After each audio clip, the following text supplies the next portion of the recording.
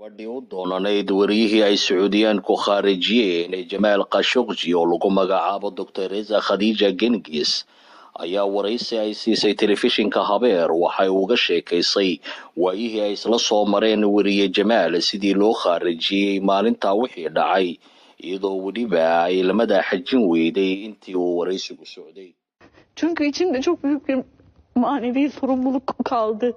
Manevi bir vicdan kaldı.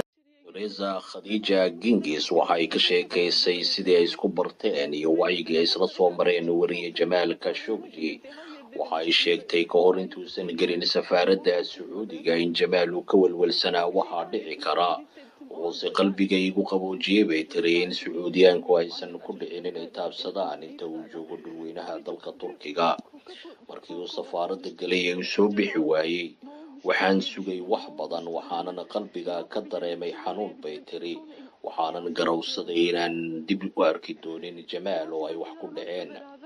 waxay sheegtay markiiba inay ogeysiisay dowladda Turkiga waxaana ay sheegtay in haddii ay ogaan lahayd inay dhacayaan waxan iyo wax ka sii daran aysan ka ogolaateen Jamaal Khashoggi inuu naftiisa halis u geliyo guurkooda.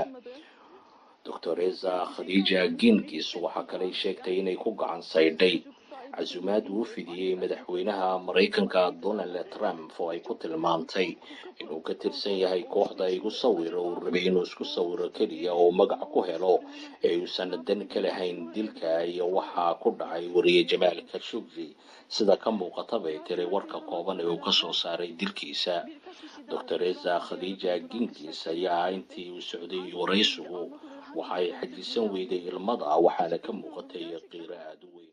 Reza Khadija Genghis iyo wariye Jamaal Khashoggi ayaa 2 saac ka hor intaan la dilin wariye Jamaal waxay ku haminayeen inay guri ka gataan magaalada Istanbul si ay ugu noolaadaan marka ay isguursadaan kadib.